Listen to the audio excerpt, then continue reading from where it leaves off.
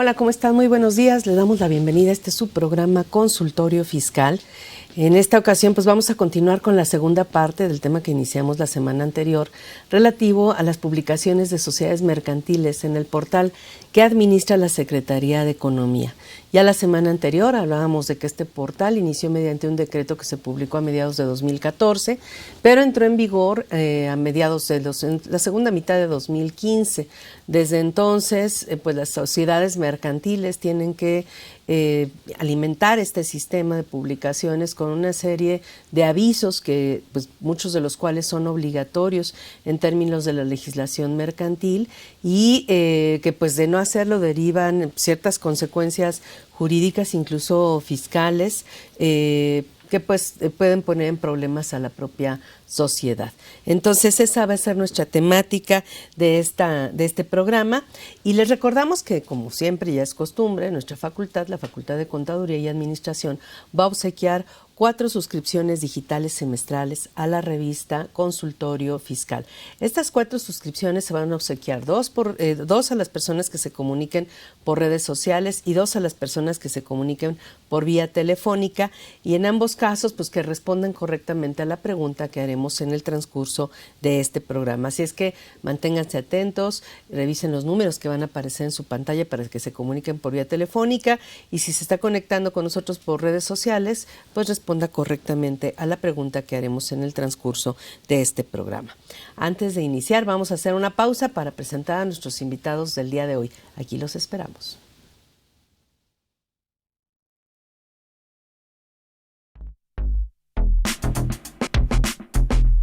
¿Sabes si lo que te dicen es verdad? Entérate aquí, en Cuentas Claras. Cuentas Claras. Avisos a la Secretaría de Economía, segunda parte. Los avisos a la Secretaría de Economía como obligaciones en materia de prevención de lavado de dinero y financiamiento al terrorismo se sustentan en el marco jurídico de la Ley General de Sociedades Mercantiles, la Ley de Fondos de Inversión, la Ley General de Títulos y Operaciones de Crédito, la Ley Federal de Derechos, la Ley Orgánica de la Administración Pública Federal y el Código de Comercio. El 13 de junio de 2014, la Secretaría publicó el decreto por el cual se reforman, adicionan y derogan diversas disposiciones del Código de Comercio y la Ley General de Sociedades Mercantiles, con el objetivo de establecer un sistema electrónico para que las sociedades mercantiles emitan las publicaciones de los actos jurídicos que realicen. El sistema electrónico comenzó a operar el 15 de junio de 2015 y desde entonces ha permitido que las empresas reduzcan los costos del proceso de publicación de dichos avisos en medios como periódicos o gacetas oficiales, fomentando así el cumplimiento y la agilización de las obligaciones. Por otro lado, el sistema electrónico permite que se consulte y ratifique la información contenida en los avisos publicados. Para hacerlo de manera eficiente, la plataforma cuenta con un manual general del usuario en el cual se localizan los procesos para consultar y descargar las boletas de publicaciones o rectificaciones. Fuente: Asociación Mexicana de Contadores Públicos. Cuentas claras.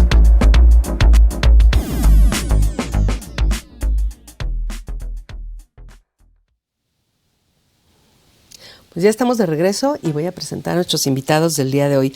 Le damos la bienvenida a este espacio al maestro en Derecho Fernando Javier Moreno García. Maestro, bienvenido a esta su casa. Muchas gracias. Él es licenciado en Derecho por el Instituto Tecnológico Autónomo de México, ITAM, maestro en Derecho Social por la Universidad del Valle de México, maestro en Derecho por la Universidad de América del Norte, catedrático de nuestra facultad, litigante y además académico. Fue subdirector de Derecho de Vía en Caminos y Puentes Federales y del Sistema para el Desarrollo Integral de la Familia DIF. Pues nuevamente bienvenido y gracias. Muchas gracias. Sobre todo gracias. Y también le damos la bienvenida a este espacio al representante del Consejo Directivo del Colegio Nacional de la Correduría Pública Mexicana, Asociación Civil, el licenciado en Derecho Juan Francisco Ramos Hernández, corredor público número 91 de la Plaza de la Ciudad de México. Bienvenido a esta su casa. Muchas gracias. Él es licenciado en Derecho, egresado de la Facultad de Derecho de nuestra Universidad Nacional Autónoma de México, con estudios de maestría y con una experiencia profesional de más de 25 años en áreas relacionadas con el derecho mercantil, civil, fiscal y de fe pública. Es consejero del Consejo Nacional de Correduría Pública Mexicana.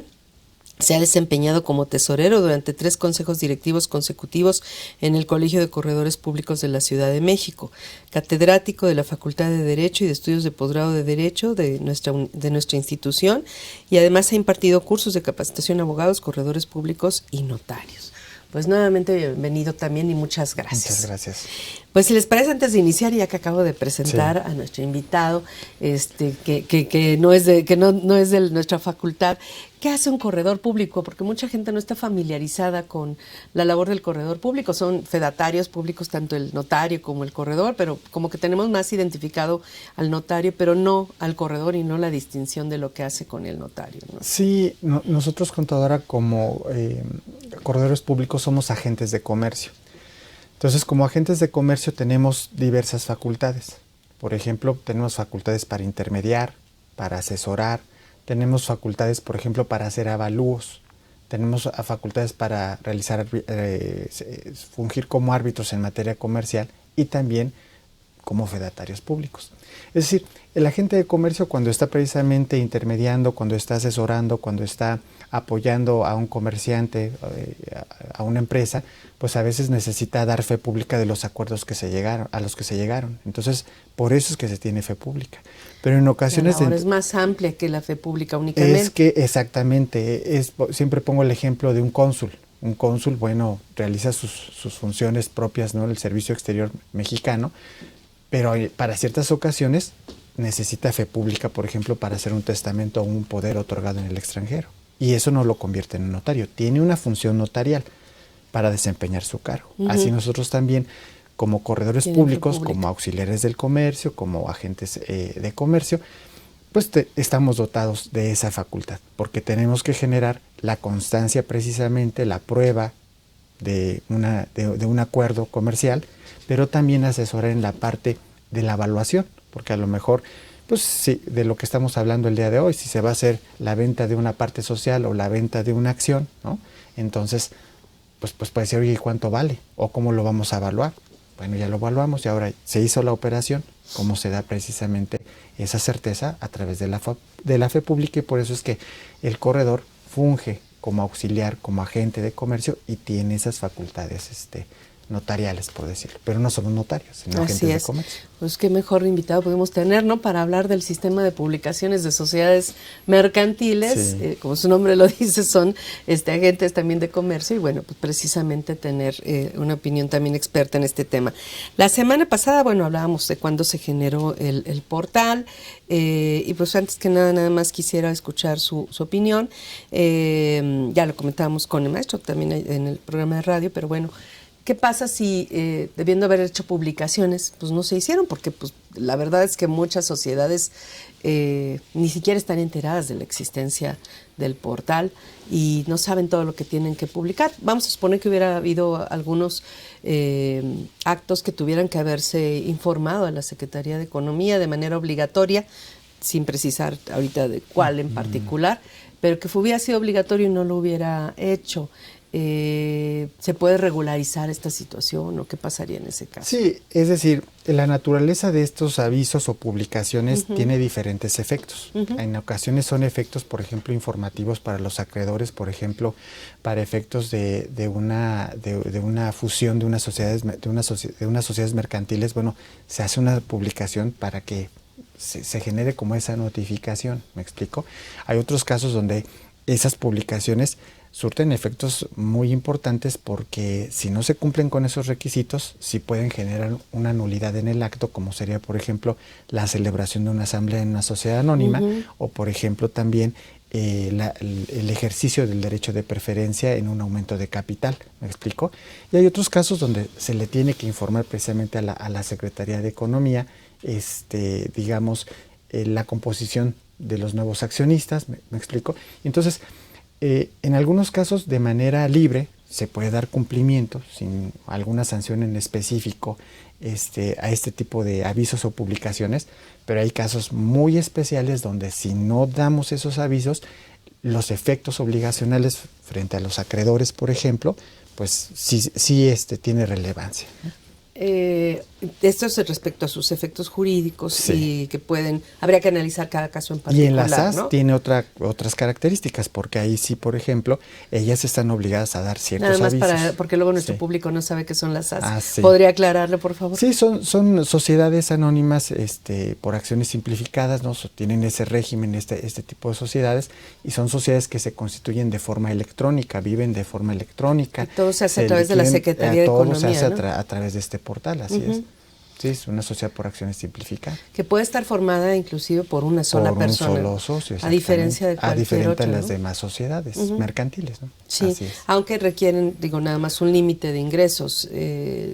No pueden exceder de cierto monto. Pueden empezar a operar, pero si exceden de cierto monto de ingresos, es casi 7 tienen millones, que 400 mil pesos, ¿no? Tienen que transformarse. Y bueno, hay algunos casos que también requieren, pues, por ejemplo, si van a otorgar un poder, pues van a ir a una notaría. Si necesitan hacer algunos movimientos corporativos, también se pueden elegir.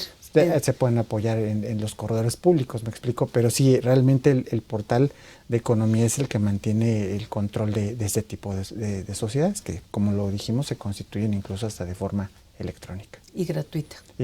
Sí. Así es.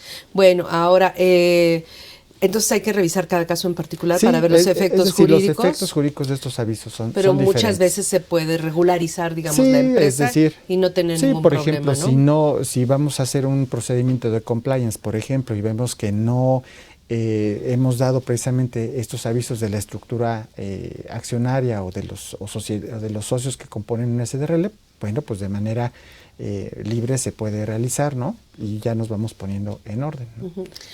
Ahora, hay casos, por ejemplo, si yo no convoco en una asamblea a tiempo, ¿no? En los tiempos como lo marca la ley general de sociedades mercantiles, y yo después quiero dar la publicación y no lo di en tiempo, bueno, pues ya no, esa asamblea que se celebrara con base en esa convocatoria, pues va a ser nula. Hay que analizar cada caso en particular. Habrá casos que se pueden regularizar sin problema, pero habrá casos que no. Hay casos que no. Y en este caso, ¿hay algún tipo de sanción económica por parte de la Secretaría? Pues no hay una sanción como tal, una multa o un tema en ese aspecto, no, sino, como le comento, contadora, el problema es de validez. Sí, o por ejemplo, digamos, en una disminución de capital, no doy el aviso. ¿Qué sucede? Que el derecho de oponerse de un acreedor a esa disminución de capital queda subsistente. ¿Me explico? Hasta que se haga precisamente esa publicación, pasen 5 días, entonces ahora sí ya ese derecho se pierde. Pero si no se da ese aviso, ese derecho se mantiene. Entonces, por eso digo, son efectos diferentes en cada caso por publicación o aviso. Así es. Bueno, entonces, la semana pasada, iniciábamos viendo cada uno de los apartados del portal de publicaciones de sociedades mercantiles.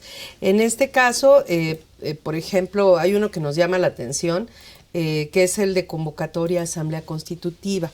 ¿En qué casos aplicaría? Porque suena como muy, como que todas las empresas, digo así de primera instancia, genera la confusión para quienes no estamos familiarizados con el portal o con el derecho mercantil, de que cualquiera que quisiera constituir una sociedad mercantil tuviera que presentar ahí, publicar su convocatoria a la Asamblea Constitutiva. Sí, ese es un supuesto muy particular que se viene arrastrando desde el derecho mercantil italiano, donde precisamente se podía constituir una sociedad por suscripción pública, ¿no? Entonces, por eso esa palabra suscripción todavía la seguimos utilizando y digo suscribo acciones, por ejemplo, pero realmente es un supuesto que prácticamente es letra muerta. O sea, es muy, no se da el supuesto de decir, oigan, voy a constituir una sociedad y lo abro al público en general, ¿no? Que todos vengan a...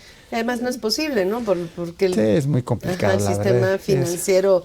Es que ahí serían ya dos temas diferentes, ¿no? Una cosa es el mundo del mercado de valores, que se maneja bajo una regulación muy específica, y otra cosa precisamente es que alguien quiera constituir una sociedad con socios que no conoce, o hacer un levantamiento de capital al público en general, pues eso no va a aplicar, me explico. Y a eso se refiere, pues, prácticamente no Sí, opera, y de hecho no hay ninguna publicación en este pues caso. digo, ¿no? está ahí, realmente creo que por ahí se tiene la noticia de que en alguna ocasión, alguna sociedad hace muchos años se constituyó ahora sí que es como leyenda urbana, ¿no? Pero realmente es que en el día a día, yo por ejemplo tengo ya casi 30 años en estos temas de fe pública y nunca me ha tocado ver ni saber ni tener a la vista un instrumento de una constitución de una sociedad por suscripción pública. Así es. Bueno, las convocatorias de asambleas generales, medio platicábamos la semana pasada, pero ¿qué significa, cuándo se utiliza este espacio, este botón, digamos, del portal? Sí, generalmente cuando nosotros hacemos la convocatoria, hacemos una asamblea, en la asamblea se hace un resumen, digámosle así, que se va a poner en el libro de actas y asambleas, y este libro de actas y asambleas tienes que en el sistema de electrónico. Esto es para mercantil, celebrar la asamblea, ¿no? Sí. Para convocar a los accionistas para accionistas. que vengan a la asamblea, ¿no? Si llegan los accionistas, nos firman ¿Todos? y a lo mejor no hice la convocatoria, bueno, se tiene, por el solo hecho de estar todos, se libera una nulidad. Ajá. Sin embargo, si faltara alguno, tendríamos una nulidad. Y vamos a suponer que se vinieron todos, bueno, se publica no solamente en el registro público de propiedad del comercio, sino también en el sistema electrónico. Se tiene que publicar para que todos tengan ese derecho. Máximo si en la asamblea se discutió algo esencial. En la convocatoria se tendría que publicar. Ajá. Algo que pudiera afectar a un socio, pues el socio tiene derecho a poder oponerse a través de decir, oye, esto no estuvo bien, no estuve de acuerdo, y por eso es la publicación, para oponerse a terceros, para que no haya nadie que pudiera decir, no estoy de acuerdo con esa asamblea que se... Si no acudió, si se le convocó pero no acudió, bueno, ya es otro problema, pero las decisiones que se tomen por mayoría de votos serán válidas. Son válidas. Pero si no se publicó la convocatoria y todos acudieron, todos firmaron, se entiende que las decisiones que se hayan tomado por son mayoría de válidas. votos son válidas. Sí, aun cuando no se hubiere publicado La convocatoria. Así es. Ajá. ¿Algo que quiera agregar en este caso? Fíjese que en ese aspecto es muy importante considerar que normalmente cuando se convoca es porque hay conflicto entre socios. Así es. ¿Sí? Porque cuando las asambleas, bien como lo decía el maestro, son totalitarias, pues es más, podemos hasta prescindir de la convocatoria. Pero cuando ya hay conflicto, la convocatoria juega un aspecto importante. Y aquí ya en la materia del día a día, que eso sí nos toca ver mucho de repente ahí en la correduría, en la asesoría precisamente y el acompañamiento de estos asuntos, te das cuenta que si no tienes la firma electrónica avanzada de la empresa y si no tienes la firma electrónica de la persona que puede convocar, por ejemplo en una sociedad anónima, un comisario o un administrador, entonces no puedes celebrar no puedes realizar esa convocatoria y no vas a poder celebrar la asamblea. Entonces eso se me hace muy delicado porque a lo mejor puede haber un tema de urgencia, de revocar al administrador, de realizar alguna reforma, y si no se tiene esos archivos electrónicos, entonces no vas a poder operar el portal. Y aquí sí toma relevancia un ¿Tienes tema. que tener los dos? Los dos. O sea, Sí, el de, es un porque digo, tema- siempre se tiene el del representante Sí, legal, es con el que uno opera sí, todo el pero, tiempo, y que es el presidente sí. del Consejo de Administración o el administrador único o cualquiera que tenga poder para actos de administración y Sí. dominio. Pero también se requiere Sí, el se del requieren comisario. de los dos, o sea, del que va a convocar y de la sociedad. ya. Entonces, si no se cuentan con esos archivos o esos archivos están Sí, a dañados. veces el que convoca es el comisario. Exacto, dependiendo, por ejemplo, vamos a pensar, se murió el administrador. Sí, Entonces, sí. de repente en una sociedad anónima, el comisario puede decir, oye, necesitamos nombrar un administrador provisional. Pues urgente, porque firmamos un contrato, porque tenemos que atender una demanda, etcétera, etcétera. Y entonces, si en esos momentos el comisario no cuenta con estos archivos, si no se logra dar de alta en el sistema, ¿qué es lo que sucede? Que no pueden celebrar la asamblea. Y eso sí es algo que se me hace un poco excesivo en la parte del día a día del comerciante. Y es ¿no? una mala tentación usar la firma de la empresa porque está vinculada a la del presidente del Consejo de Administración que falta, ¿no? Bueno, Que pues falleció o algo así. imagínese esos Eso no temas. se puede hacer porque No, entonces porque- estaríamos cometiendo un fraude, Porque ¿no? imaginemos que a lo mejor el comisario son de esos comisarios que los nombran por requisito, que nunca funge, y cuando tenemos el problema, entonces ahora sí, oye, Búsquenlo. búsquenlo, ya aparece. Hay que ver quién es Y ni primero. siquiera a lo mejor tiene su firma electrónica avanzada vigente y hay que hacer el trámite. Entonces, sí, esa parte operativa sí nos ha tocado verla. Y consideramos que tendría que existir un mecanismo alterno para poder solucionar estas situaciones que en la práctica se dan y pueden afectar o simplemente, por ejemplo, pensemos que yo soy amigo del comisario, ¿no? Y el otro socio es amigo del administrador, ¿no? Entonces, y yo necesito que se convoque una asamblea por temas ya de urgencia, de transparencia.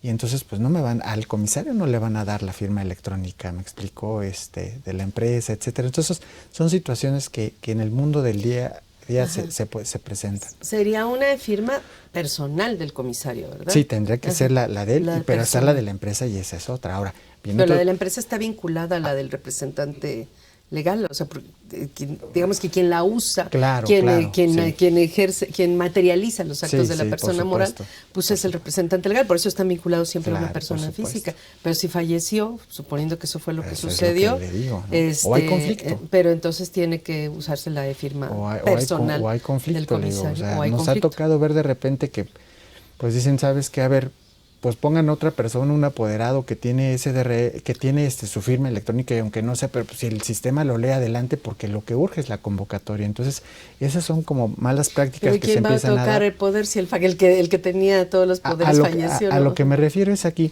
que una cosa es la operación del sistema, ¿sí? que generará ciertas responsabilidades, y otra cosa será lo que la ley ordena, me explico, porque a lo mejor si aquí el maestro hizo el trámite administrativo, ¿no? de cargar en el sistema la información, pero en sí el que tiene que hacer la convocatoria de acuerdo a la ley, si yo soy el comisario, yo soy el que tengo que firmar, ¿no? Entonces, le digo, se pueden generar ahí malas prácticas de decir, bueno, de manipular el sistema porque no puedo yo entrar. ¿Me Es muy explico? común eso, ¿no? En general, Así digo, es, no nada entonces- más en este tipo de Ajá, sistemas, entonces- sino en incluso en materia fiscal. Luego, pues ya falleció la persona física y siguen emitiendo CFDIs Por de eso le arrendamiento, digo, por por eso ejemplo, le digo. para cobrar las rentas, ¿no? Sí. Porque para tener el dinero y resulta que pues todavía no se nombra al albacea, entonces se hacen unas cosas Creo que terribles, debe haber ¿no? otro mecanismo que precisamente facilite. Porque ahora viene otro tema. En el año 2023 hubo una reforma. Antes de repente decías, bueno, el estatuto me dice que puedo convocar por periódico, pero no reformé el estatuto. Entonces, en la práctica decíamos, bueno, yo voy a cumplir la ley, publico en el PCM y publico en el periódico para cumplir con la ley y los estatutos. En 2023 sale una reforma sobre las asambleas virtuales, ¿no? Sobre las asambleas que se pueden celebrar con medios electrónicos, y ahí ya se mete un transitorio que nunca se metió. Desde el 2014, como usted lo comentaba, jamás se dijo que precisamente todas las convocatorias se tenían que publicar ahora sí en este sistema. Entonces, de 2023 para esta fecha, aunque el estatuto diga una cosa, ahí sí el transitorio dice, tiene que publicarse forzosamente en el portal de sociedades mercantiles. Entonces, por eso le digo que hay que ver esos supuestos específicos donde la gente se queda sin la posibilidad de hacer esa convocatoria, y son actos pues muy trascendentes el celebrar una asamblea. Ya. Bueno, tenemos entonces otros avisos que hay que presentar. Digo, qué bueno que nos aclara todo esto, y sobre todo porque sí, luego con fines muy prácticos se comete cada barbaridad. Que bueno, hay y le digo, sobre todo cuando hay conflicto entre socios. Ahí es donde todo tiene que ser muy cuidadoso, muy detallado, cuidando los días, cuidando todo, precisamente para que esas asambleas que se van a celebrar pues tengan la eficacia correspondiente. Y uno que luego se entera de cosas, ve uno que realmente los conflictos entre socios pueden llegar a ser terribles, o sea, las telenovelas y la nota roja se quedan cortas, o sea, llegan a haber conflictos. Ya ve que está el dicho que cuando falta el dinero se acaba el amor, ¿no? Sí. Y también cuando hay dinero también se acaba el amor, la amistad y todo, ¿no? Porque pues así somos los seres humanos, ¿no? Así es. Pues bueno, acuerdos sobre el aumento de capital social, ya lo mencionaron de alguna manera, pero bueno, vamos a hablar de este. Sí, el aumento de capital social es algo muy trascendente para la sociedad mercantil, y cuando se va a hacer un aumento de sociedad del capital social tiene que haber la convocatoria, tiene que hacerse la asamblea, y al momento de que se hacen las firmas y el aumento, pues tiene que estar todos los socios, están enterados, se publica, efectivamente se pone la de firma, luego la contraseña, posteriormente se bajan los datos en la pantalla, y una vez que se bajan los datos, pues se pone la contraseña de la empresa para que uno publique esa parte, no pasando más de 1 megabyte de lo que va a publicar, porque si no la página no da, se nos traba, ¿no? Y es bien importante porque el aumento de capital social para una empresa y para los socios puede haber quizá algún motivo de que no estén de acuerdo algunos socios. Muchas veces para excluir a un socio se aumenta el capital social, y que el que no tiene pues lo excluyen y consiguen otro socio. Entonces es muy importante que el aumento tenga la posibilidad de que lo sepan todos, ¿no? Se publique, porque si no, hablaba del derecho de preferencia, sí, ¿no? ese es un caso muy específico, ¿no? O sea, cuando haces un aumento de capital y, como lo dice el maestro, vas a diluir a alguien o se necesita dinero precisamente para que la gente participe, y si no participa el que tiene el derecho, bueno, pues se le llama a otro socio, ¿me explico? Esa publicación pues es fundamental, porque aunque tomemos el acuerdo del aumento de capital, tenemos que esperarnos a que se haga la publicación, pasen de esos 15 días, y entonces ahora sí, si dices, oye, yo ya no quise, pues adelante, pero si yo ese derecho lo violo, eso sí genera una nulidad. Sí, porque luego hay socios que no quieren a terceros nuevos que entren al negocio, pero tampoco aportan el dinero, y entonces pueden obstaculizar ese aumento. O por ejemplo, pensemos que vamos a participar en una licitación, ¿no? Y necesitamos inyectarle dinero a la sociedad, meterle capital. Entonces, pues todos tenemos que estar en las mismas circunstancias de posibilidad de participar en ese aumento de capital. Y entonces por eso la ley nos da ese derecho para poder participar de ello. Por ejemplo, es otro efecto que tiene que publicar, y esa a partir publicación de ahí es son fundamental. 15, ¿cuántos días? Perdón. Son 15 días. 15 días para que los socios preexistentes ejerzan su derecho de preferencia para suscribir ese aumento de capital. Salvo que los estatutos digan otra cosa. Entonces sí es muy importante revisar los estatutos. Ajá. En todo esto siempre hay que revisar los estatutos. Prevalecen los estatutos. Pero no se puede ignorar este derecho de preferencia, por mucho que los estatutos dijeran alguna cosa. En esta reforma de junio de 2014 hay una incorporación muy importante del derecho societario anglosajón. Y realmente absorbimos una buena parte de ellos, y sí hay posibilidad hoy en día de hacer negocio de esa forma, de decir, bueno, vamos a hacer negocio, pero que quede claro, ustedes nunca van a participar en un aumento de capital, ¿sí? Eso puede ser que se pacte esas restricciones pueden estar ya en el estatutos, puede estar en pactos parasociales, me explico, pero eso se toma precisamente de esa absorción que hemos tenido del derecho anglosajón por los temas de la integración que tenemos con Estados Unidos y Canadá. Ajá. Pero entonces tendrían que renunciar a su derecho de preferencia. Sí, eso tiene que ser, bueno, o sea, hay dos formas de renunciar. ¿no? Es decir, yo puedo renunciar desde el momento en la asamblea y decir no quiero participar y yo renuncio a mi derecho expresamente, ¿sí? Si es que lo contenemos, o puede ser precisamente que eso ya sea un acuerdo que nosotros tengamos, donde mi serie accionaria a lo mejor no va a participar de otros aumentos de capital porque solamente está dirigida a un negocio en particular. ¿Me explico? Entonces queda muy claro que no voy a participar de ese derecho porque podemos precisamente ya pactarlo, ¿no? Perfecto. Maestro, ¿quería usted agregar No, algo? como dijo el maestro, efectivamente es muy importante los estatutos, porque lo que digan los estatutos, aun cuando yo publique algo, lo que yo sea, tengo que cumplir con los estatutos. Si el estatuto dice no se publicará esto, va a prevalecer el estatuto que lo mismo que está diciendo la ley.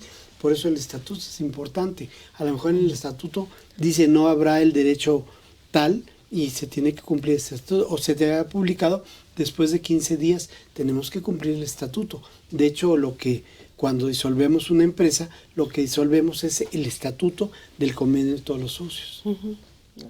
¿Algo más? No. No, pues son casos muy particulares. Así es. Ahora, es muy común en estos aumentos de capital, bueno, los accionistas suscriben su capital, dicen, yo voy a aportar esto, yo voy a aportar aquello, y no sé qué, pero ya a la hora de poner el dinero es donde empieza a haber problemas, ¿no? A veces no cumplen, a veces no se les estableció una fecha del pago de las aportaciones, y ahí entra otro aviso, ¿no? En el de avisarles que tienen tal fecha para aportar su capital o no, o estoy mal en este caso. El de decreto de exhibición cuyo plazo o monto no conste. Bueno, es que puede ser a lo mejor que no se haya, como usted lo comenta, no se haya establecido la fecha de pago. Entonces, si nosotros nos vamos al Código Civil, en el famoso artículo 2080, siempre nos dice que, bueno, si no pusimos un plazo para poder pagar, entonces tenemos que hacer una notificación. Y esa notificación, eso en el mundo civil.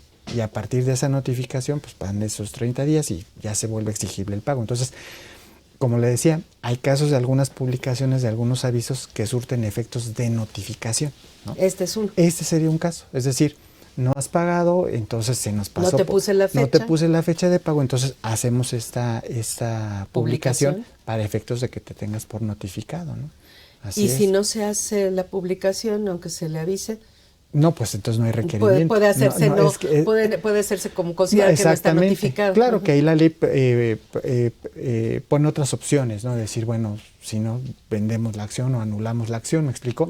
Pero ese es el sentido. Y también es un caso muy, muy raro que se llegue a presentar ese tipo de pues pero podría darse, los contadores diferimos mucho de eso porque a nosotros nos toca ver que la empresa se constituyó, que exhibieron que suscribieron. Bueno, el tema es que eso debe de venir en el documento, ¿me explico? Exacto. Porque sí, yo estoy de acuerdo con usted que hay muchas ocasiones que los clientes nunca pagan el capital social, que eso, pero luego es mucho más grave porque incluso hasta dicen con el fedatario, lo dice. Bueno, ellos lo manifiestan con el fedatario y ahí recordemos que el administrador, por ejemplo, de una sociedad anónima tiene una obligación a ella solidaria de la realidad de las aportaciones realizadas, ¿sí? Pero aquí en este tema en particular le comentaba, contadores, porque el documento, aquí acordémonos que se tiene que emitir el documento y ahí es donde en un dado caso tendría que decirse, oye, esta acción no está pagada y tiene esta fecha de pago, ¿me explico? Pero vendría en el título accionario. Ajá. Y bueno, por otro lado está, maestro, ya lo veíamos la semana pasada, el aviso de cualquier cambio en la estructura accionaria, ¿no? Que se tiene también que notificar y en ese sentido pues tenemos esa situación, ¿no? Pero vamos entonces a una pausa en este momento y después de la misma continuamos.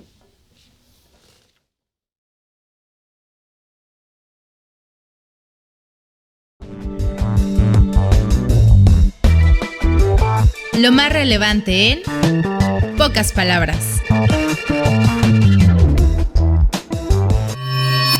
13 de junio, la Secretaría de Economía publicó la resolución preliminar de la investigación de antidumping sobre las importaciones de vidrio flotado, claro, originarias de la República Popular China y la Federación de Malasia. En la resolución se concluyó que durante el periodo investigado las importaciones se realizaron en condiciones de discriminación de precios y causaron una amenaza de daño a la rama de producción nacional, por lo que se aplicaron cuotas compensatorias provisionales equivalentes a los márgenes de discriminación de precios precios calculados en la investigación.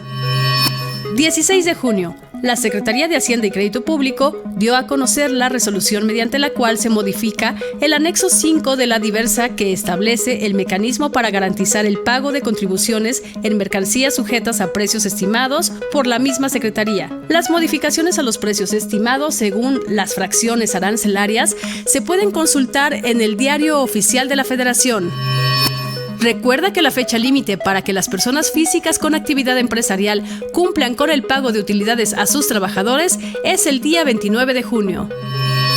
El próximo 30 de junio se debe presentar la declaración informativa de operaciones con terceros para informar las operaciones con proveedores relacionadas con el impuesto al valor agregado. Lo más relevante en pocas palabras.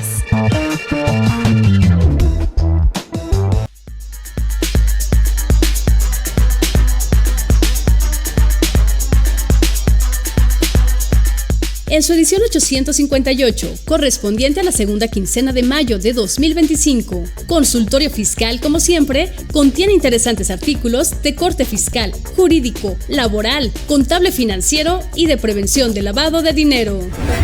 Continuando con el tema de la participación de los trabajadores en las utilidades de las empresas, Humberto Cruz Hernández nos ofrece un contexto global y nos habla de todos los precedentes en el ámbito de la Suprema Corte de Justicia de la Nación y del Tribunal Federal de Justicia Administrativa. Por su parte, Salvador López Camacho nos presenta un interesante y muy útil comparativo en donde confronta todo lo referente a la resolución de facilidades administrativas para 2025, en esta ocasión respecto a los sectores primario y autotransporte terrestre de carga federal. Mientras que Astrid Ledesma Villegas analiza de forma puntual y oportuna los aranceles impuestos por Estados Unidos a México y la amenaza que representa para el comercio regional y para la industria automotriz. Además, encontraremos mucha más información con temas como el estímulo de regularización fiscal contenido en la Ley de Ingresos de la Federación 2025, el costo de los derechos contemplando en el presupuesto de egresos de la Federación como parte de la relación jurídico-impositiva, la regionalización del mundo y su perspectiva geopolítica, económica y académica, la tercera resolución de modificaciones a la resolución miscelánea fiscal para 2025 y, como cada quincena, las principales disposiciones del Diario Oficial de la Federación. Todo esto en el número 858 de Consultorio Fiscal. Suscripciones a través de la tienda electrónica publishing.fca.unam.mx o en la revista electrónica consultoriofiscal.unam.mx.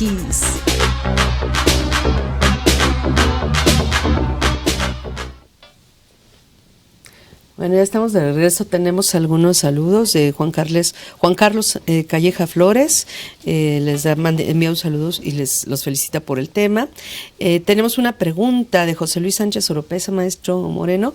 Dice: buen día, al momento de ejercer algún derecho o asumir alguna obligación, ¿se atiende a los estatutos de la sociedad o a la ley? Se tiene que atender a ambos.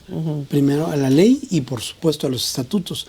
No pueden ir en contrario a ambos, pero el Código Civil y el Código de Comercio nos marcan que hay que atender a ambos, ¿sí?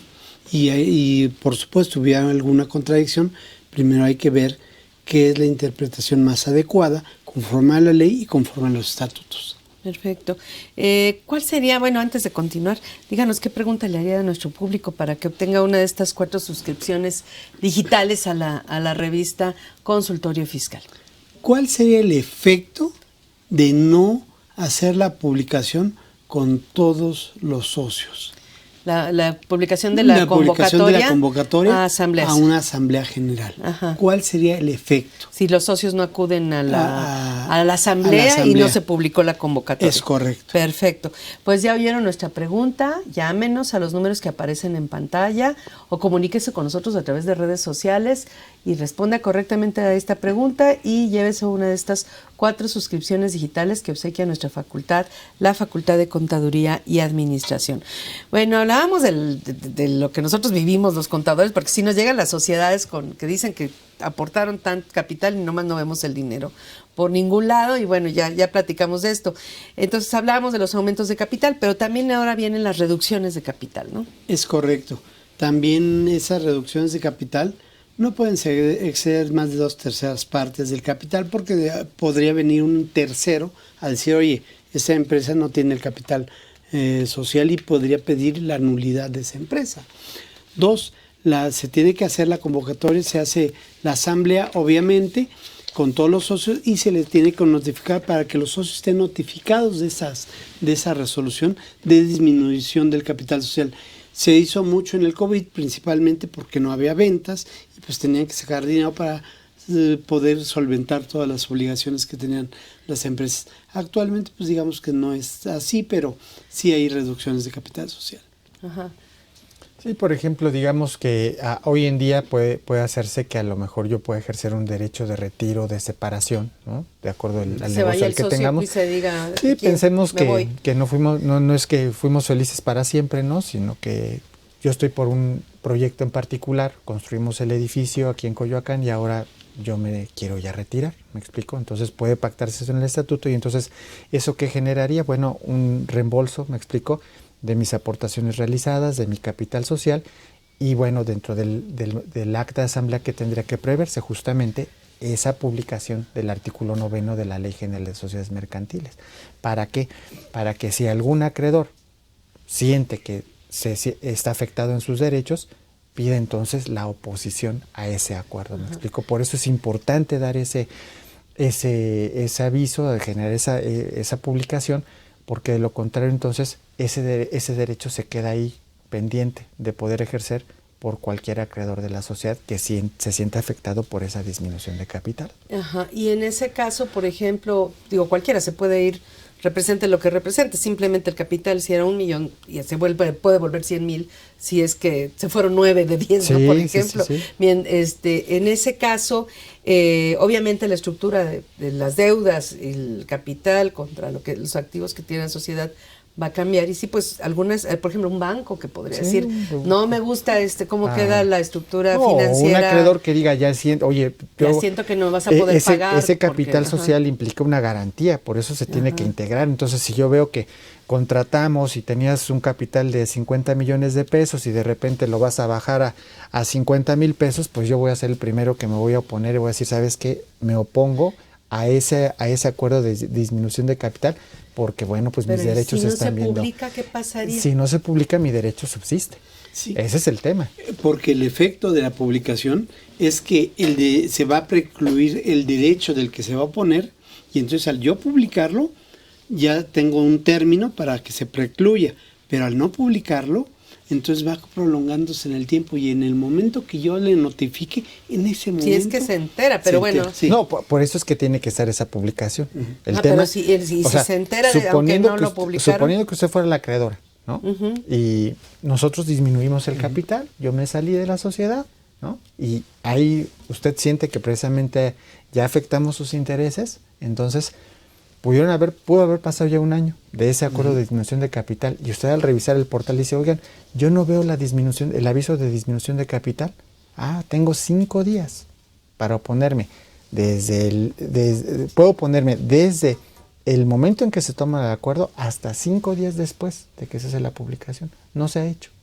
Su derecho subsiste. Y usted podría iniciar un procedimiento especial de oposición por esa circunstancia que se generó. Porque es muy común que, las sociedades aumentan, disminuyen capital y creen que con hacer el acta de asamblea y, inclusive en algunos, las sociedades anónimas de capital variable, si los estatutos no lo prevén, pues ni siquiera se requiere ir con un notario o con un corredor público. Basta con hacer el acta de asamblea por escrito, firmarla y se acabó, ¿no? Pero por eso...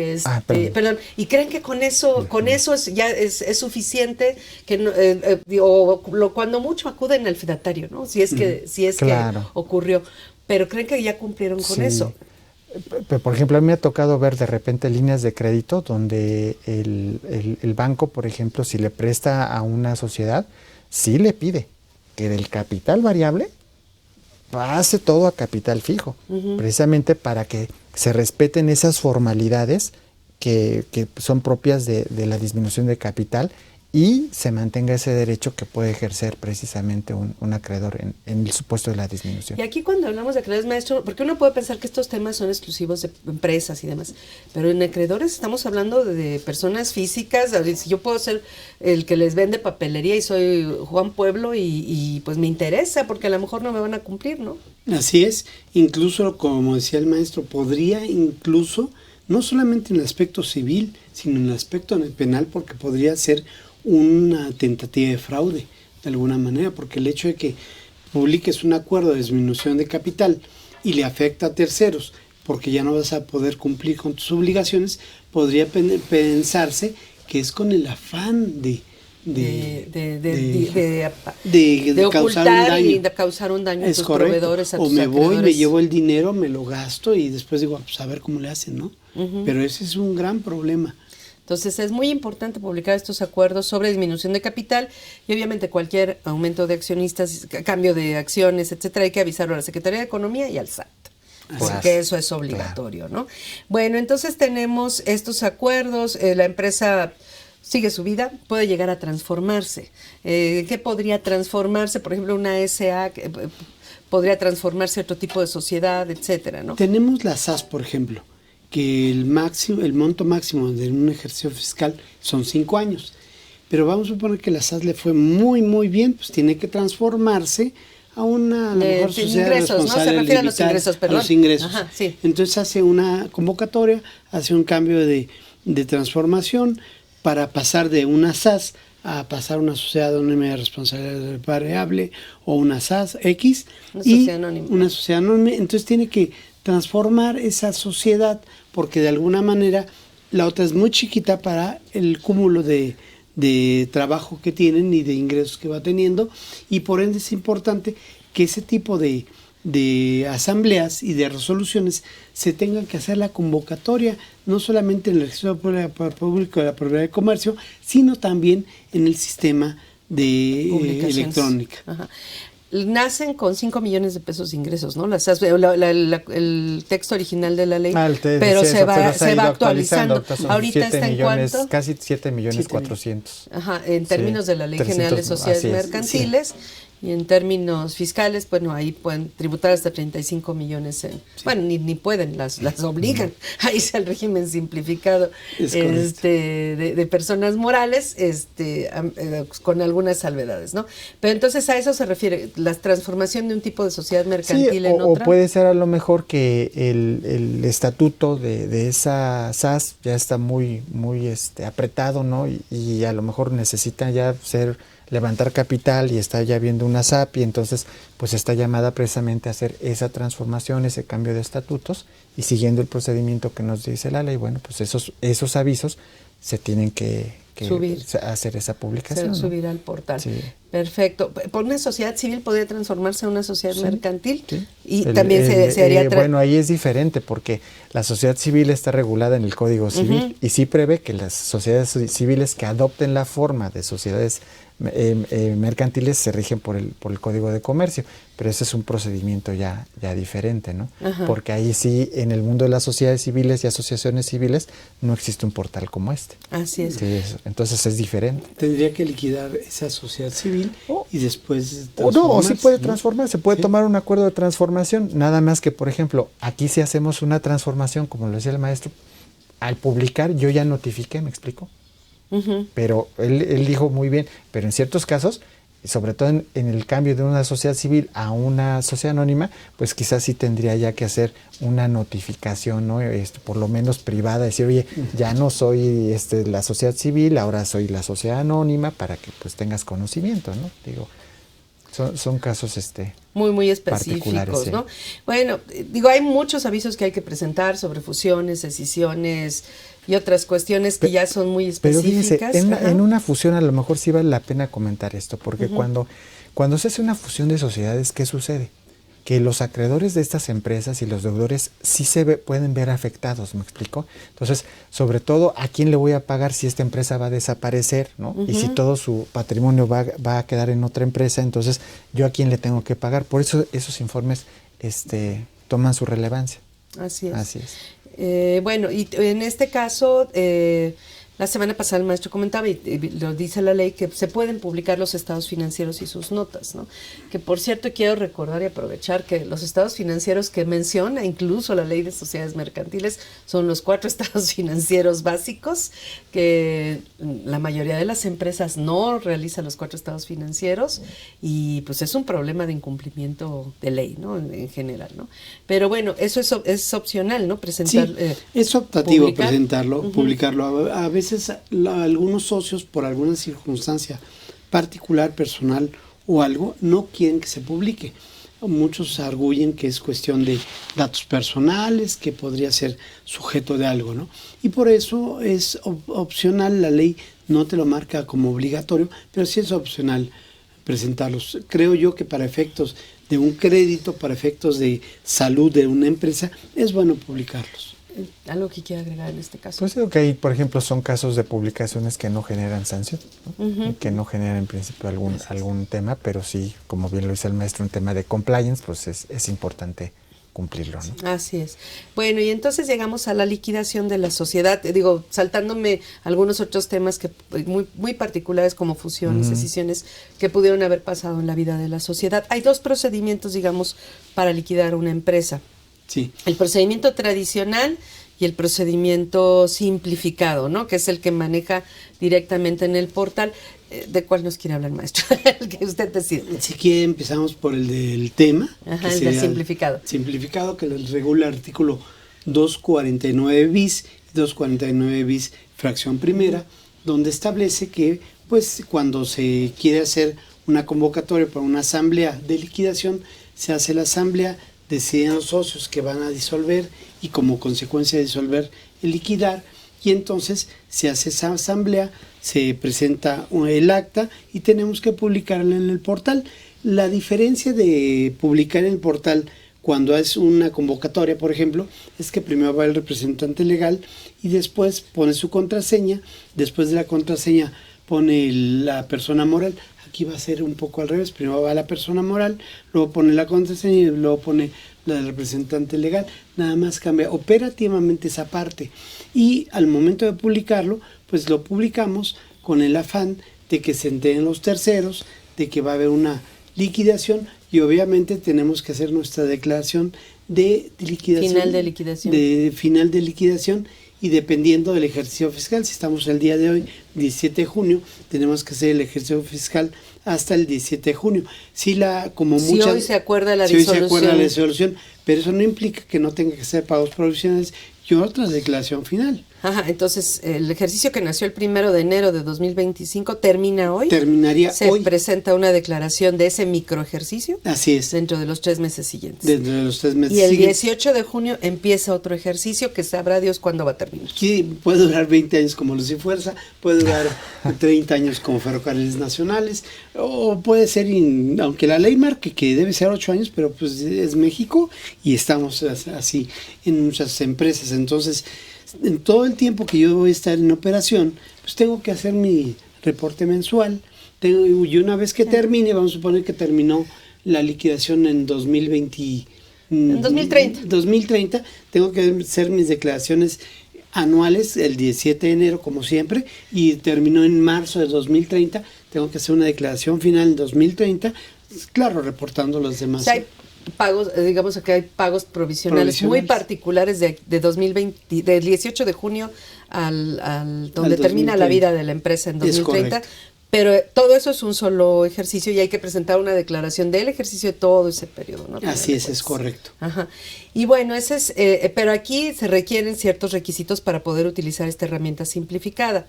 Los socios tienen que ser únicamente deben ser socios personas físicas. Así es. Es decir, hay socios que son personas morales que adquirieron o acciones o adquirieron parte de la empresa, pero deben ser personas físicas. 2, que no haya tenido actividades durante 2 años, es decir, se entiende que no hizo ninguna transacción durante 2 años. No haya emitido ningún CFDI, de hecho lo señala expresamente, ¿no? 3, que además durante el término no como vaya que inicia la disolución, no vaya a adquirir otras obligaciones, un nuevo contrato, una nueva obligación con otra empresa. Puedes tener obligaciones que son producto de tu de tu naturaleza de la empresa y a lo mejor tenías una obligación de hacer con alguna empresa, bueno, pues esa se continúa. Además que para pagar sueldos, salarios, una deuda, por ejemplo. Sí. Pues en teoría ya no debería tener trabajadores porque ya no puede emitir recibos de nómina, porque sí, son CFDIs a final CFDI de cuentas. al final de cuentas, pero de alguna manera pues no podría funcionar operativamente en la vida real sin esos trabajadores. Pero se supone que ya la empresa está muerta desde hace más de dos años, por lo menos, ¿no? Entonces, es para esas empresas que prácticamente ya están sin operación. De hecho, recordando una empresa, pues ya no tenía operación, de alguna manera se iban acumulando los salarios y al momento que teníamos que liquidar, se les pagó a los trabajadores con bienes de la empresa, porque también tienes que pagar con los bienes hasta donde te alcance. Pero ahí estaríamos hablando de que ya no podrían aplicar el procedimiento simplificado, tendrían que irse al procedimiento normal. Porque tienen que estar emitiendo CFDIs, están pagando, están cobrando, y etcétera. Además de estar al corriente de todos los pagos de los impuestos. Eso para en cualquier aplicar caso, a este ¿no? 249 bis. Así es. Porque de esos requisitos. Bueno, entonces vamos a suponer que se cumplen todos los requisitos, que también se requiere, creo que la firma de todos los accionistas, ¿no? Se cumplen todos los requisitos, se realiza el trámite a través de la Secretaría de Economía. Se le presenta, se gira cuando tú tienes un CFDI de un accionista, ahí dentro de ese viene el correo electrónico. Cuando tú vas a publicar, el correo electrónico va a mandarte a donde hayas tenido. Cuando se presenta Cuando se presentan, entonces los socios van a recibir un correo de que se va a liquidar en el correo que ellos hayan puesto en ese momento. Si está mal el correo, la aplicación te va a decir, oye, hay algo mal, repítelo nuevamente. Entonces tienes que verificar ahí en el correo, ahí hasta una página para ayudarte, validar que efectivamente a cada uno de los socios les llegó y que ellos digan, si estoy de acuerdo, no me opongo de alguna manera a esta liquidación. Cuando firman ellos, entonces se entiende que ya estamos, digamos, completo en el procedimiento de... Ellos cancelan la inscripción en el folio mercantil. Como consecuencia, a la par, se tiene, porque es una obligación que nos pone el Código Fiscal, cancelar el folio, el código mercantil, el folio mercantil. Y el código fiscal, el RFC de la empresa, ¿no? Todo eso lo hace la Secretaría de Economía. Todo eso se hace en combinación con el SAT. Es rapidísimo en combinación con el SAT y la gran ventaja es que tienes la publicación inmediata y ya no nos va a costar, porque antes teníamos que ir a los libros y si querías una publicación, pagar el fedatario público. Ahorita no vamos a pagar nada. Así es, va a estar bastante son empresas que ya no están operando por lo menos 2 años. Así es. Ajá. Así es. El procedimiento, digamos, tradicional, no simplificado, que este solo aplica para estos casos específicos. Sí, pues sabemos que son los 2 pasos, ¿no? El acuerdo de disolución, que es muy importante aquí, que tomemos en cuenta que cuando se nombra al liquidador, su cargo no surte efectos inmediatos al momento ni siquiera de la formalización o protocolización o en el momento de su nombramiento. Entonces, para que un liquidador entre en funciones, su cargo se tiene que inscribir en el registro público. Entonces, por eso es que muchas veces de repente los clientes dicen, oiga, licenciado, no puedo hacer todo en una misma acta cuando no es en un solo proceso como el trámite que platicamos ahorita. Pues no se puede, porque el liquidador no puede entrar en funciones hasta que no tiene su cargo inscrito y entonces procede precisamente a elaborar un balance final de liquidación ya una vez que está en funciones y que tiene también que publicarlo, ¿no? Es otra de las publicaciones. Es otra de las publicaciones. Y yo considero que todo esto que estamos platicando ahorita ha sido muy benéfico, porque antes todo esto se publicaba o en Diario Oficial o en periódicos y bueno, pues era muy difícil que tuviera un interés en este tipo de aspectos. Pues no iba a leer todos los periódicos o estar comprando todos los periódicos todos los días, y ahora pues realmente la consulta de este tipo de publicaciones pues es mucho más sencilla, ¿no? Si yo de repente me entero que la sociedad ya acordaron la disolución y no sé en qué proceso estoy, pues puedo verificar el sistema para ver si ya hicieron justamente la presentación de ese balance final y yo pueda como accionista o como acreedor hacer valer mi derecho que corresponda. Ahora, ¿se publica el acuerdo de disolución primero? Lo que se va a publicar es, se hace la disolución, final, nada más. Se inscribe en el registro público de comercio el cargo del liquidador y entonces ahora sí, se hacen todos ahora sí que las Se cuentas, paga todo se lo que paga. se paga. Aquí está el balance final de liquidación. Lo que quedó. Y ya, suponiendo que ya no hay nada o hay algo, se dice qué es lo que se va a repartir. Entonces, ahora sí llegamos al acuerdo de liquidación. Ajá. Pero a ver, entonces, los acreedores Sí. pueden no enterarse que la sociedad se liquidó. Por eso hasta el balance hasta final. el balance, ¿Cuánto así es, hasta el balance. ¿Qué plazo tienen para Pues ahí inconformarse? ya ahí, por ejemplo, entramos a los temas de prescripciones mercantiles, ¿no? Ya son créditos en general que pueden ser 5 años, 2 años, 10 años. O sea, ahí depende el crédito que la naturaleza del crédito, pues, que se esté generando o cobrando, ¿no? Ajá.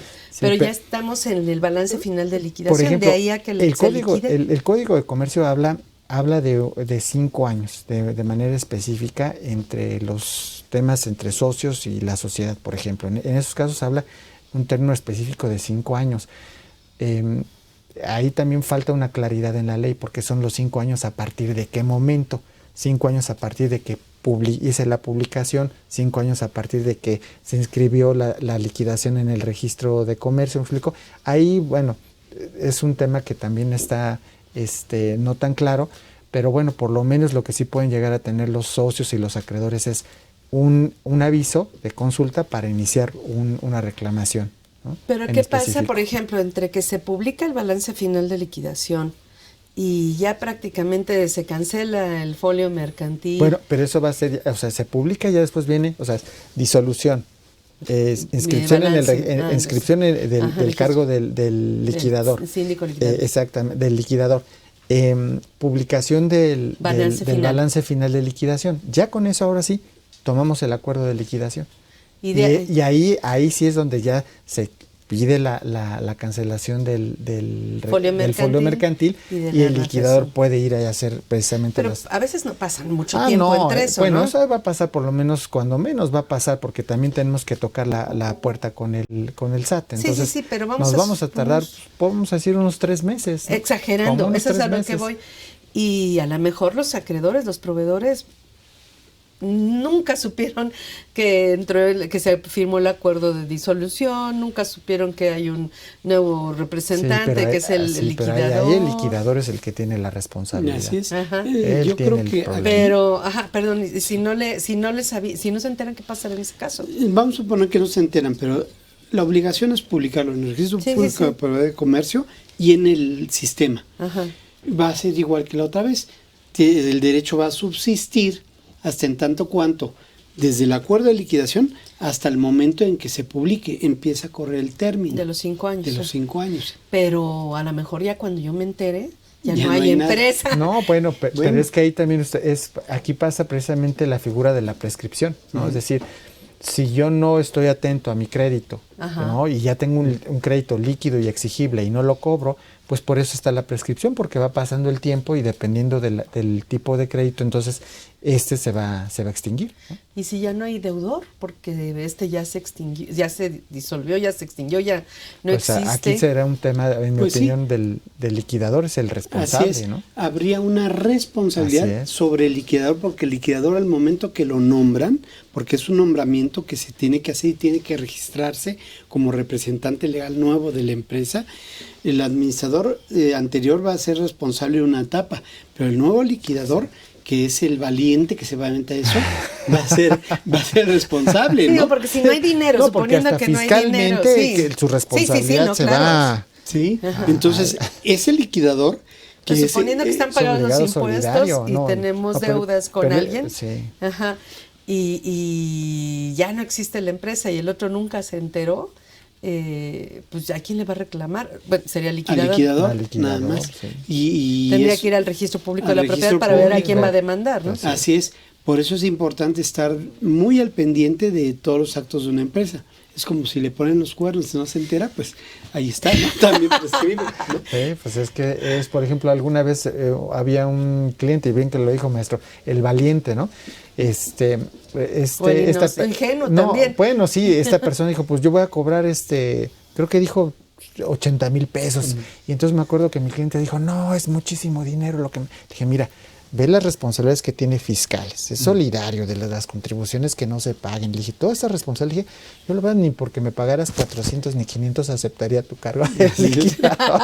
Dije, porque sí es un tema. No, es ingenuo, a veces es ingenuo también, ¿no? Es un tema, sí. Bueno, pues tenemos una respuesta correcta a la pregunta para la suscripción, es de Tania García Rivera. Efectivamente la respuesta fue correcta, así es que obtuvo esta suscripción digital semestral a la revista Consultorio Fiscal. Pues se nos acabó el tiempo, no sé si quieren agregar una despedida, un comentario de despedida, maestro.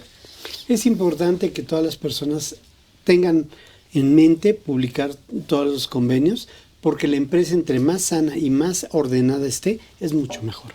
Maestro. Sí, pues que nosotros como corredores públicos tenemos la expertise en estos temas y que pues pueden acercarse, ¿no?, a los corredores públicos aquí de la Ciudad de México, los que están en esta plaza o a nivel nacional, porque hay corredores públicos prácticamente en todos los estados, y podemos auxiliarlos precisamente, llevarlos de la mano a hacer todos estos procesos y poder hacer que sus negocios estén en orden, ¿no? Perfecto. Así es. Pues muchas gracias a ustedes por escucharnos, por vernos, por permitirnos entrar a sus hogares, a sus centros de trabajo, y les recordamos que la próxima semana tenemos una cita con el tema Avisos a la Secretaría de Trabajo y Previsión Social. Aquí los esperamos.